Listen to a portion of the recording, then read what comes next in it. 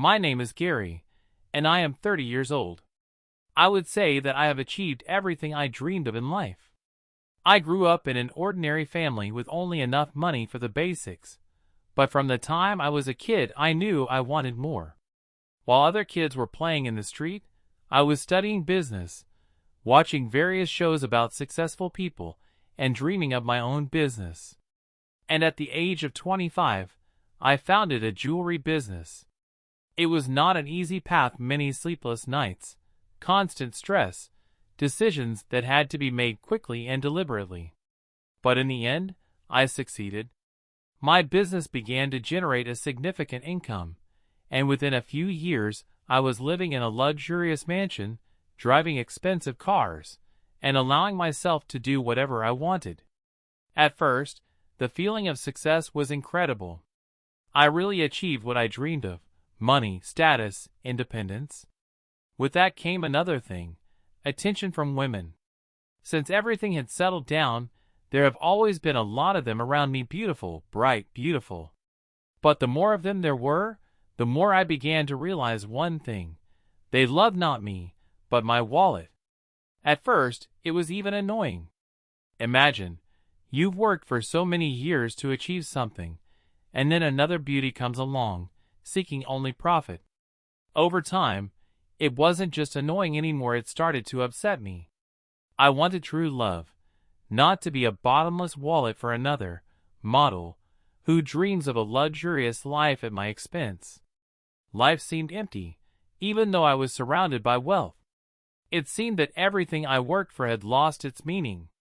One evening, everything changed. I was at a party with one of my business partners. Since everyone in our circle knew each other, not much could surprise me. But this time I saw her, Samantha. She was standing a little apart from everyone else, looking at something on her phone. Her beauty immediately caught my eye, but there was something more to her. She wasn't like the women I was used to seeing at events like this. Samantha stood out not only in her appearance, but also in her behavior. Usually women try to get my attention, but with her it was the other way around. I approached her and started a conversation, although I was prepared for rejection, because she didn't seem at all interested in getting to know me. However, to my surprise, the conversation went very easily. We talked about everything: traveling, books, even a little business. She was smart, and it was immediately clear that she was interested in me, not my wealth. After that party, we started dating. And every meeting with her only confirmed my first impressions. She didn't ask about my financial capabilities, didn't ask about houses and cars. It seemed like it didn't matter to her at all. Instead, she was interested in me as a person. And it was so pleasant and unusual that I almost believed I had found the one I had been looking for all my life. A year later, we got married. I have never been so happy. It seemed to me that I had found my true soul mate. We traveled a lot together, spent many evenings, and planned our future together. Those were the happiest days of my life. I believed that I had finally found what I had been looking for so many years: true love. But over time, everything began to change. At first, our life seemed like a fairy tale. Samantha and I traveled the world, visited different countries, and every trip was full of romance and new discoveries. We would sit on the ocean in the evenings, discussing plans for the future, dreaming about what our life would be like in 5 or 10 years. I was happier than ever. But over time, I began to notice changes. She was no longer spending her evenings at home as often. Samantha was spending more and more time at parties organized by our friends, often without me. I tried to understand her. My business required me to travel a lot and have meetings, and I couldn't always be there.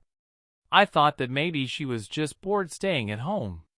Over time, she made a lot of new friends.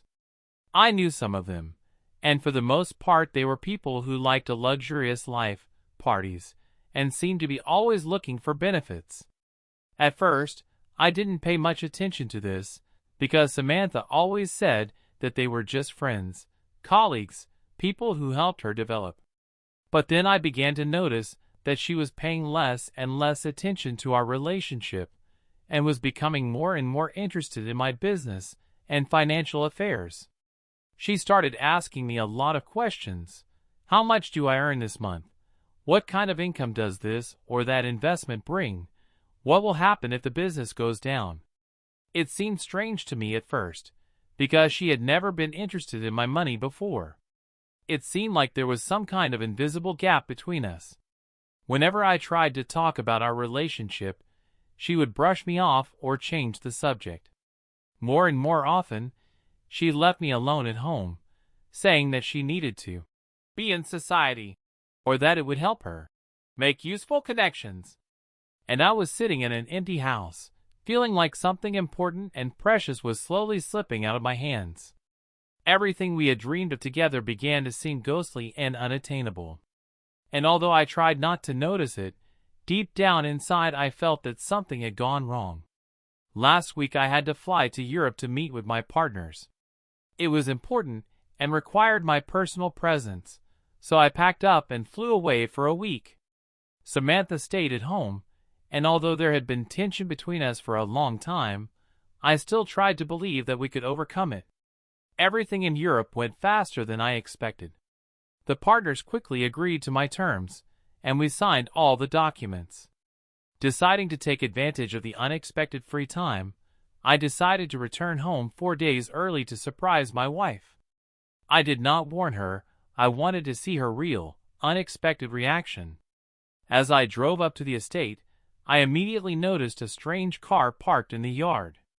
An unfamiliar car. It was as if a stone had fallen in my chest. It was the very moment when my intuition made the first call. But I tried to calm myself down. Maybe it's a friend or a neighbor. But a feeling of unease was already growing in my soul. I went inside the house and headed for our bedroom, barely holding back the inner storm. As soon as I opened the door, I was paralyzed by what I saw.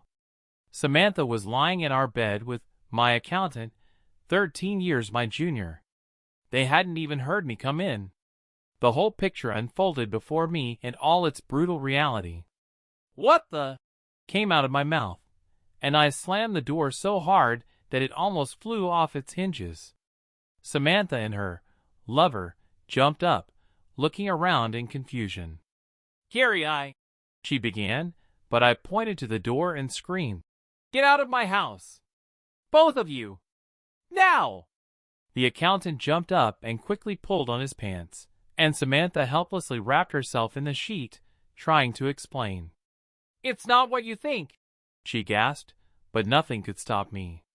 "Not what I think," I was almost shouting. "This is our home, Samantha. This is our bed. And you brought him here?" I pointed my finger at her lover, who was trying to slip out of the room. "Stop!" I yelled at him. "Do you even realize what you've gotten yourself into?" The accountant stopped, pale as a ghost. "How dare you?" I muttered, barely restraining myself from exploding with my fists. Samantha began to cry, sobbing. "Gary, I made a mistake. It was just a mistake." "A mistake?" I could barely breathe with anger. "It was a mistake to leave the car lights on. And you betrayed me." I walked closer to them, pointed to the door, and spoke more quietly, but with such fury that my hands were shaking. "Get out of my house, both of you. Right now." While they were hurriedly getting dressed and running out of the house, I had already started to pack Samantha's things. All the moments we had spent together, all those promises and dreams flashed before my eyes, and now they were falling apart like a house of cards. I took her things to the trash. There was no doubt about it. I decided to put an end to this deception once and for all. The next day she came home, swollen with tears. She stood on the doorstep, crying, telling me that she was pregnant and that it was our child. "Please, Gary, listen to me," she begged. But I stood there, cold as a stone. "Get out," I said. "Do you think I believe this lie? We will do a DNA test when the time comes, but until then, don't even try to see or hear me." Samantha started screaming that this was her home too, that I couldn't just kick her out. But I wasn't listening anymore. As I slammed the door in her face, I felt the pain and anger recede, leaving an emptiness in its wake. The next few days passed as if in a fog. The house that was once filled with warmth and joy became cold and empty. I wandered around the rooms, remembering our happy moments, dreaming about what our life could have been like. Now it all seemed like a ridiculous joke of fate. Betrayed in my own home, on my own bed, the very thought made me shake. Samantha tried to contact me several times. She wrote messages, called, even came to the gate of the estate. But I did not open the door, and did not answer. All her attempts to explain herself, to apologize, seemed to me to be in vain. She betrayed not just me as a husband, she betrayed trust, love, our common dreams and plans. I sat in the office where we often discussed our financial affairs and looked at the documents on the table. Samantha knew all the details of my finances. She was always interested in business. And now I realized that her interest was not accidental. She wanted to know how much she could get after the divorce. This thought burned me from the inside. She had not just cheated on me, she was also trying to take away everything I had built with my own hands. Meanwhile, my company remained in jeopardy. My accountant, the same man I had caught in my bed, knew all the financial details of my business. I knew I had to act immediately. The same day, I contacted my lawyer and ordered him to start the procedure for dismissing my accountant. Of course, he immediately started complaining, calling, even threatening, but I didn't care.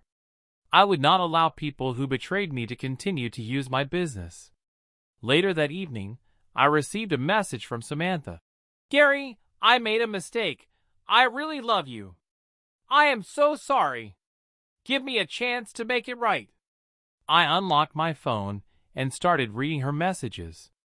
They were long, emotional, full of pleas and promises. She talked about the pregnancy, about how it was our child, and how we had to work it out together. I could feel the anger boiling inside me. Her words were just another attempt at manipulation. "Do you really think I'm going to believe that?" I said to myself, almost laughing. I answered briefly, "We will do a DNA test when the time comes. Until then, don't you dare see or hear me." The next day, I started the divorce papers. Everything went so fast that I didn't even have time to feel how another life challenge had come to an end. When I signed the last sheet, I finally felt a weight lift off my shoulders.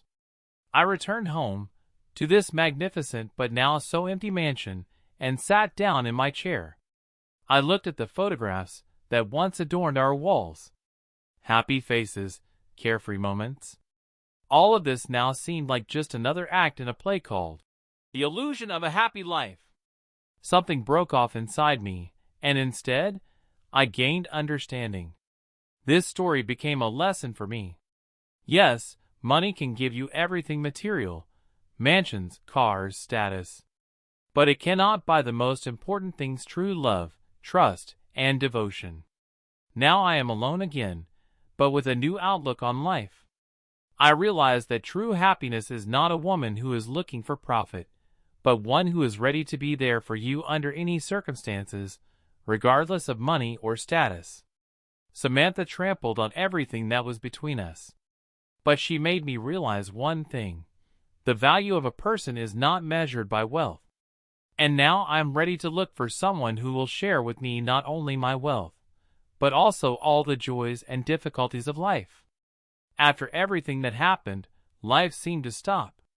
For several weeks now, I had been living in this huge mansion, surrounded by luxury, but feeling completely alone. Every corner of the house reminded me of Samantha, of our plans, which were now ruined. At first, I tried to distract myself. I started a business, went on a short trip, tried to meet with friends. But nothing helped. During the day, I participated in negotiations, meetings, and discussed new projects. Outwardly, I looked successful and confident. But at night, I was tormented by memories and thoughts that would not let me rest. I would lie on our bed, stare at the ceiling, and recall every detail of that betrayal. I couldn't stop thinking, how could I have made such a mistake in a person? Why didn't I notice it? What was wrong with me that she chose this path? But over time, the anger and despair began to fade. A period of comprehension came. I realized that I could no longer let this situation destroy me from the inside. Yes, Samantha had betrayed me, but it had already happened, and the past could not be changed. There was only one thing left to do: draw conclusions and move on.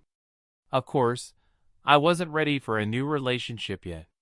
After everything that had happened, I decided not to rush into choosing a person to whom I would give my heart.